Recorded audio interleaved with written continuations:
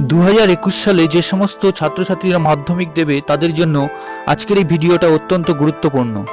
কেননা আজকের এই ভিডিওটিতেই অভিজ্ঞ শিক্ষক কৌশিক সরকার মহাশয় তার বিচার বুদ্ধি ও অভিজ্ঞতাকে ভিত্তি করে শিক্ষার্থীদের সুবিধার্থে ও মঙ্গলার্থে এমন কিছু প্রশ্ন নির্বাচন করে দিয়েছেন যেগুলির মধ্য থেকে পরীক্ষায় আসবেই আসবে। তাই ছাত্রছাত্রীরা এই প্রশ্নগুলি যদি তোমরা খুব ভালোভাবে তৈরি করো আজ থেকে, তাহলে তোমাদের সফলতাকেও আটকাতে পারবে না।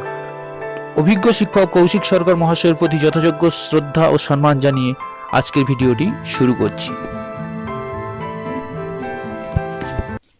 প্রিয় শিক্ষার্থীরা, প্রাকৃতিক ভূগোল থেকে যে সমস্ত প্রশ্নগুলি আজকে নিয়ে এসেছি সাজেশন ভিডিওটিতে, তোমরা এগুলো খুব ভালোভাবে প্র্যাকটিস করবে। প্রথম যে প্রশ্নটা রয়েছে সেটি হচ্ছে জোয়ার ভাটা সৃষ্টির কারণ।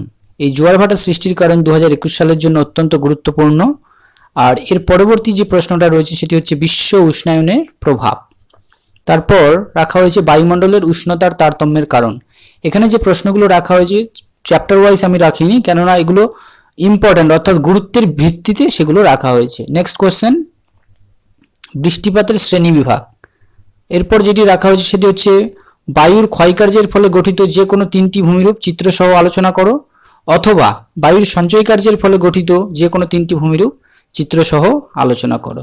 এর পরবর্তী যেটি রাখা হয়েছে সেটি হচ্ছে বায়ু ও জলধারার মিলিত কার্যের ফলে গঠিত যে কোনো তিনটি ভূমিরূপ চিত্রসহ আলোচনা করো। আঞ্চলিক ভূগোল থেকে যে সমস্ত প্রশ্নগুলো ভালোভাবে করতে হবে তার মধ্যে থেকে সবচেয়ে গুরুত্বপূর্ণ হচ্ছে ধান চাষের অনুকূল প্রাকৃতিক পরিবেশগুলি সম্পর্কে আলোচনা করো, অথবা গম চাষের অনুকূল প্রাকৃতিক পরিবেশগুলি সম্পর্কে আলোচনা করো। এরপর যে দুটো রাখা হয়েছে ইক্ষু অথবা কার্পাস। এই যে চারটি প্রশ্ন, এই চারটি প্রশ্নের মধ্যে একটি আসার সম্ভাবনা অত্যন্ত গুরুত্বপূর্ণ। কেননা তোমরা ভালোভাবেই জানো যে প্রাকৃতিক ভূগোল থেকে চারটি প্রশ্ন থাকে, তার মধ্যে দুটো করতে হয়। দুটো আগের যে প্রশ্নগুলো বলেছি সেখান থেকে কমন চলে আসবে। আর আঞ্চলিক ভূগোল থেকে এই যে চারটি প্রশ্ন বলা হলো ধান, গম, ইক্ষু, কার্পাস, এই চারটের মধ্য থেকে একটা আসার সম্ভাবনা অত্যন্ত প্রবল। এরপরে যেটি রাখা হয়েছে সেটি হচ্ছে পূর্ব উপকূল ও পশ্চিম উপকূলের সমভূমির মধ্যে পার্থক্যগুলি আলোচনা করো। তারপর রেখেছি প্রস্থ বরাবর হিমালয়ের শ্রেণী বিভাগ করো, অথবা পশ্চিম হিমালয়ের বর্ণনা দাও। ছাত্রছাত্রীরা সাধারণত এই প্রশ্নটা পরীক্ষায় লিখতে চায় না, কেননা এখানে বিভিন্ন গিরিপথের নাম লিখতে হয়, গিরিখাতের নাম লিখতে হয়। কিন্তু ছাত্রছাত্রীরা যদি একটু ভালোভাবে এই প্রশ্নটা পড়ে পয়েন্ট করে লিখে, তাহলে এটা নাম্বার পাওয়া যায়। কেননা শিক্ষক মহাশয়ের নজরেও যেমন শিক্ষার্থীদের প্রশ্নটা খুব ভালোভাবে চলে আসে, সেই প্রশ্নের তো নম্বর পাই, তার সঙ্গে সঙ্গে অন্যান্য প্রশ্নের ক্ষেত্রেও নাম্বার পাওয়াটা খুব সহজতর হয়ে ওঠে। পরবর্তী যে প্রশ্নটি রেখেছি, ভারতের সব জায়গায় জনঘনত্ব এক নয় কেন, অর্থাৎ ভারতের অসম জনবন্টনের কারণ আলোচনা করো। এরপরে যে প্রশ্নটা রাখা হয়েছে জনসংখ্যা বৃদ্ধির কারণগুলি আলোচনা করো।